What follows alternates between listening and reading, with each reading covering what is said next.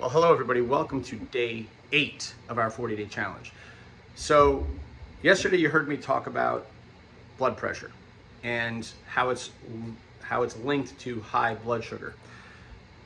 Today I'm going to talk about another issue in this cluster of things. You're going to notice as we talk about blood glucose, there's implications to other metabolic factors and just overall disease, whether it's heart disease, whether it's organ failure. It's all linked together.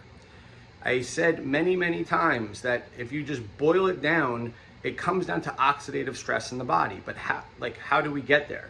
Well, the main way that it's happening is through overfeeding over time. You can do it acutely, meaning at one big meal you can cause oxidative stress, but then your body deals with it. But if you do it over and over and over again, that's where you get the high blood pressure, high blood glucose, and it's all interrelated how it's happening. I tried to explain that yesterday, how blood glucose can and does raise high blood pressure along with dehydration, and there's other ways too. Just being a large body, your body is going to raise blood pressure. So instead of us, fixing these problems and thinking about them, you're given, blood pressure medication, which has its own problems. It's whatever. I've talked about that many times. Just go back in my videos and listen to my blood pressure talks. But today I'm going to show you another sort of conundrum here about how we treat things and how it's kind of ridiculous because we're causing a problem. Okay, there's no clear cut, oh, this is how we medicate this. And we keep doing it over and over again. So the next thing I want to talk about is electrolytes. Now you've heard me talk about the electrolytes. The main thing that's been on my gym shelf forever is magnesium. And I personally also supplement with potassium. And I also salt my food all day long. Why is that? Well, do your research on sodium, everybody. If you sweat a lot, if you work out a lot, you need a lot of sodium. I will put, so if you want more information about sodium, if you think I'm crazy about how much sodium you need, just text me separately and I will send you plenty of research about how we don't have enough sodium in our diet when you're active and when you're sweating and in heat and all these things.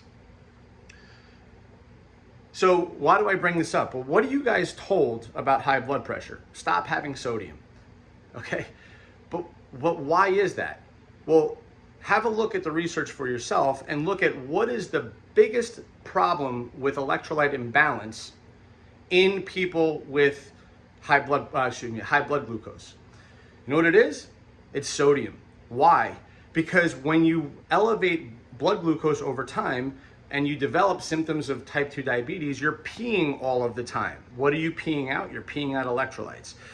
Okay, so you have this situation where you're sodium depleted, but at the same time, the doctors are telling you make sure you don't have enough sodium. And then you're also on medications which can block these things. All right, now, why are they doing that? Because they're trying to protect your kidneys. I'm saying all these things because it can lead to renal failure over time. I'm saying all these things because how we treat things this is what leads to the symptoms that you get of all the blood pressure medications, staying overweight, not treating the blood glucose. We think we would just take this pill, but then you got to take this pill and you got to pay attention to these things because it won't mitigate these problems over here. Guys, I'm telling you, you're going to chase your tail. I've been saying this forever. Stop chasing the tail because it's just going to lead to the next problem. And I'm going to continue to show you over 40 days how when we medicate and when we keep thinking the answer is medication, how over here we're not flipping that switch because this switch is on. And this is normally how the conversation goes when people talk to me about what medications they're taking. Because every time you're flipping switches, I know the downstream effect is going to be X, Y, or Z. You know why? Because you're not addressing the actual cause of the problem. So when it comes to, and this is not so much a tip about, your blood glucose per se in terms of managing it.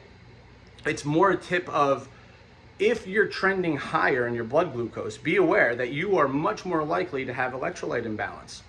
And that electrolyte imbalance is namely in sodium. Now, I can go on a tangent here about how they studied these electrolytes. If I will send you the Pubmed Research if you want. This is well founded. I will send it to all of you. Okay.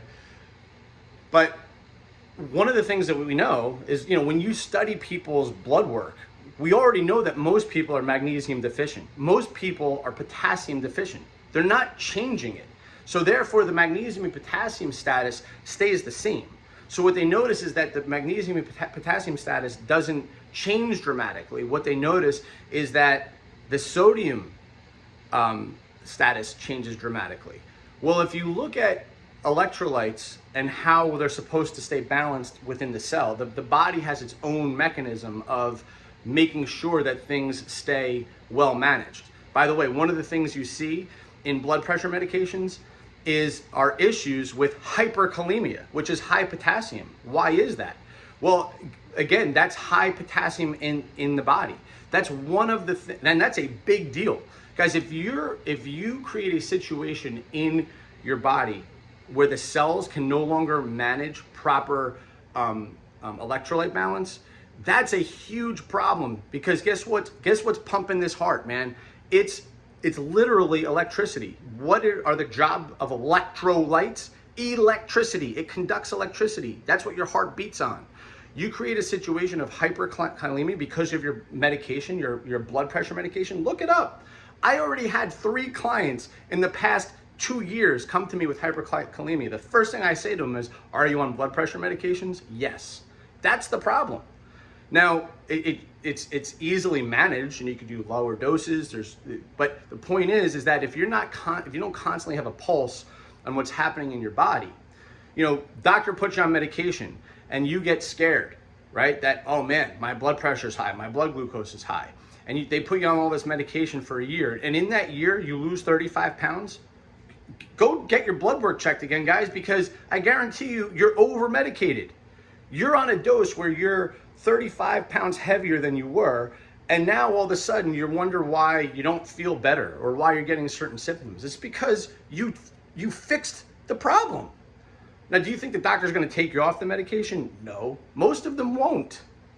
But you should titrate down with the doctor's supervision, because that medication was when you were 220, right? And if you're 185 now, dude, even if you lose 15 pounds, 10 pounds, you'll see a difference.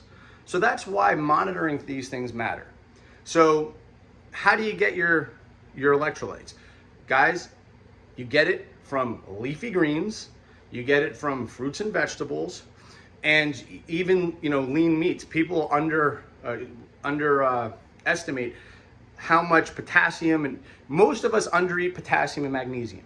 You want easy ways to get it through fruits, vegetables, and you can get it through your meats. So eggs, all these things. All right. So there's 7 electrolytes. The ones that I harp on the most are sodium, potassium, magnesium, and calcium. Okay. You don't need to supplement with calcium. I've said that a million times. Most people do not need to supplement with calcium. So guys, stay hydrated, eat your fruits and vegetables, get that fiber in you, keep a high protein diet, try to have resistant starches, be aware of your electrolyte balance and what medications you're on, and keep a pulse on your own health. All right, guys, have a great rest of the day.